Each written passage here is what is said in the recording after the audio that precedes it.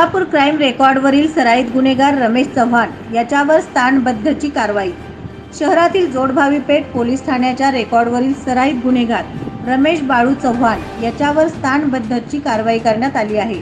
रमेश चव्हाण हा त्याच्या साथीदारांसह स्वतःच्या आर्थिक फायद्यासाठी जोडभावी पेठ पोलीस ठाणे हद्दीतील परिसरात गेल्या अनेक वर्षापासून अवैध गावठी हातभट्टी दारूच्या व्यवसायात गुंतलेला आहे. तो महाराष्ट्र दारूबंदी अधिनियमातील तरतुदीचा भंग करून हातभट्टी दारूची वाहतूक, पुरवठा आणि विक्री करत असल्याबद्दल त्याच्याविरुद्ध एकूण 149 गुन्हे दाखल आहेत.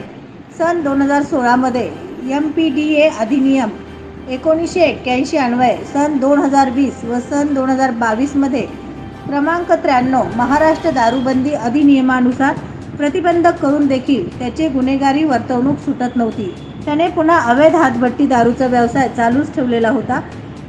सन 2023 मध्ये अगदी अलीकडील कालावधीत त्याने महाराष्ट्र दारूबंदी अधिनियमातील तरतुदीचा भंग करून 7 गुन्हे केलेले आहेत. रमेश चव्हाण हा हातभट्टी दारू व्यवसायाचा मालक आहे. हातभट्टी दारूची वाहतूक करताना तो आणि त्याचे साथीदारासह त्यांची वाहने निष्काळजीपणे घालवून रस्त्यावरून जाणाऱ्या लोकांच्या आणि परिसरातील रहिवासी यांच्या जीवितास धोका निर्माण करत आहेत. त्यांच्या बेकायदा व्यवसायास विरोध करणारे किंवा पोलिसांना माहिती देणाऱ्या लोकांना तो त्याच्या साथीदारासह उघडपणे शस्त्रासह मारहाण करतो.